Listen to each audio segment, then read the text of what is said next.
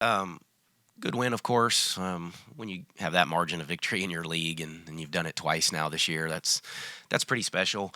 I kind of had a weird flow to that game, though. I thought started slow in the first quarter, started slow in the third quarter. So I didn't like that piece. I thought we were competing, but offensively we weren't clicking. I didn't think we were connecting on our passes. Didn't finish as well as I would have liked early, but then settled in, and we were our usual disruptive selves. I thought on defense that led to some easy offense. I think it was just the half court offense that I thought we were just a step slow in our decision making, and really were all night. And I thought the assists at only 16 kind of reflected that a little bit, and then the 17 turnovers, that was kind of the disappointing part. But got some people going. JJ got going again. Kid's playing pretty well right now. Jordan had an off night, but battled through it a little bit.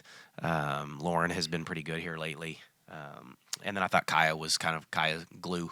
Kaya was back, kind of did a little bit of everything, and was kind of trying to get her one more bucket so she could get that double-double, and then just didn't quite get it, so pulled her out. But, every kid scored. Everybody got to play.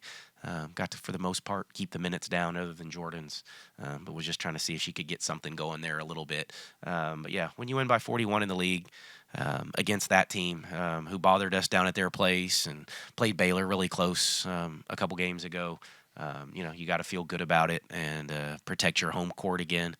So I thought we did some good stuff, but just didn't quite have our normal feel to it for whatever reason. You mentioned the slow starts at the start of the first and third quarter. Is that timeout at the start of the third quarter like a wake-up timeout to speed things up?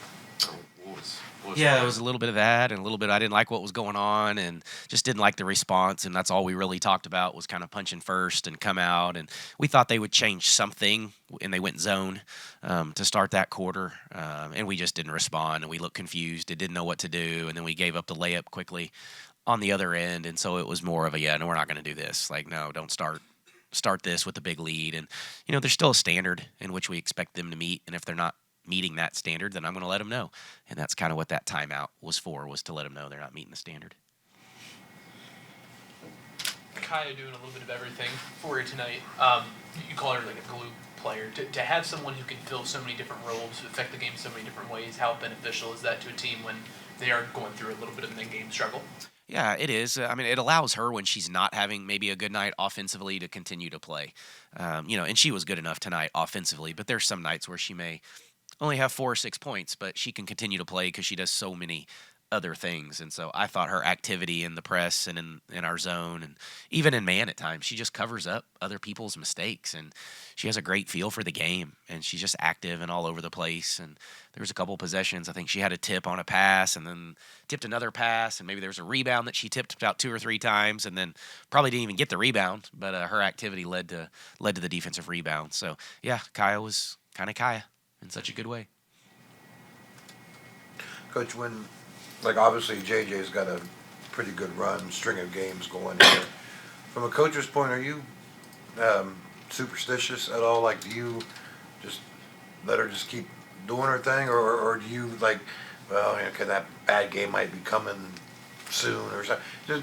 When a player's on a roll like that, how do you approach that as a coach? Yeah, not any different if she wasn't really. You just keep coaching them the way you're supposed to coach them and start talking about things that they're doing well. And if there's still areas that they're not, playing at the level that we want them to, you let them know that. And that was one of the things I asked JJ, when I got here was, can I coach you? And do you want to be coached? And do you want, can I hold you accountable? And you always want to be able to coach your best player. And if you can do that, then everybody else sees it and realizes that if I can coach JJ Quinterly, then I should be able to coach the rest. Now, the good news is, coach, I just have to kind of teach her and guide her. She's a talented player, so it's not like I'm doing that much, but just trying to put her in positions to have success. And then to her credit, she's taken full advantage. You had a kind of similar win against Houston margin-wise and whatnot, but one of the things you were harping on is something you wanted to get better at was the turnovers. And that was kind of the same storyline, I guess, if you will, tonight. A higher number than you usually average against a team you beat by, 41 points. Yeah, we've been okay in the turnover department, but it can get away from us a little bit. And I've said this at times, we've become a willing passing team, and that's what I wanted to battle, because a year ago we were dead last in the league in assists. And so we needed to get that ball moving. We needed to get multiple people involved. And I think for the most part, we've bought into that philosophy. Now, at times, our decision-making, though, isn't as good as I want it to be. And we were just delayed today. I thought we were a second slow. And then by the time we make it, there's a hand in it or they hit it out of bounds or it was a turnover. And so just seeing it a play ahead. And we were just thinking a little bit slower tonight. Coach, how do you feel Kylie handles the physicality in the paint? I know throughout the game she gets a lot of help off the bench, but when she's starting, I mean, she's the clear 5 and the clear presence down there. Yeah, no, she is. I mean, I thought she battled. I mean, she gave us the great start against Iowa State, against Crooks, and she just has to do it differently. Like Crooks is a back-to-basket low block. Kylie is not, and so we're asking her to play a position that she really probably doesn't even want to play, but it just allows us to put 5 kids out there that can play and function together. But I thought she was really active, and especially in that third quarter, offensively, she chased down a couple rebounds, got a couple drew a couple fouls on some rebounds. Missed a layup or two that I know she would like to have back. But got a 3 again, and Kylie's gotten more efficient this year. Her threes are more efficient. She's made more than she did a year ago. Steals are up. Her activities is just better right now, and I think she feels more comfortable. I think she was probably disappointed she didn't get to finish that game the other night, but Donnell was kind of the matchup, but it'll be Kylie on a lot of other nights as well. But no, I'm proud of her. She's battled through this, and I think she's playing the best basketball of the year right now. Mark, you said the other day it's too early to standings watch, but you're 7-2 midway through the league. At this point, does the team have belief, and has that belief kind of built on itself each game? Yeah, we still haven't really talked about it much. We did talk about this being the halfway point, so we're off tomorrow, but when we get back together Thursday, we'll probably, just talk about it briefly, that we're halfway through and what does this next part look like, and here's the stretch coming up, and it's still, the coaching cliche. We're going to take it one game at a time. Got a couple opponents now that we haven't faced, so that will be different for us again. Some new to the league, like BYU obviously coming next, who we won't know a ton about, and that's our longest trip of the year. But yeah, no, not a ton yet. Still don't want to get too far ahead of ourselves. Just kind of keep trucking, and we'll really start doing it, once we get to the end of February probably. Was it different than being down in Orlando with Coach Carey on the other, bench, with it being here in Morgantown tonight, and, the video before the game and all of those things that go into that, or not really? Well, once the ball was tipped, no, you don't even really process it. I saw him standing up over there, coaching a little bit, especially early in that game. So once the ball gets tipped and the game started, no. I mean, obviously, before the game, yes, and we honored him, and as we should have for his 20-plus years here and all the success that he had. So hopefully he got the tribute, the well-deserved tribute, that he wanted or that he would have asked for, and so I'm glad we did that. But other than that, for us, no. Now, you could ask him. He may have a completely different opinion on what it was like to be back. But, I hadn't even met him until we were down in Orlando was the first time I got to meet him. Coach, I kind of going off what Joe was asking about. You can kind of take this season through stages where, first, it's a nice little start. And then, now you start getting questions about being in the top 25.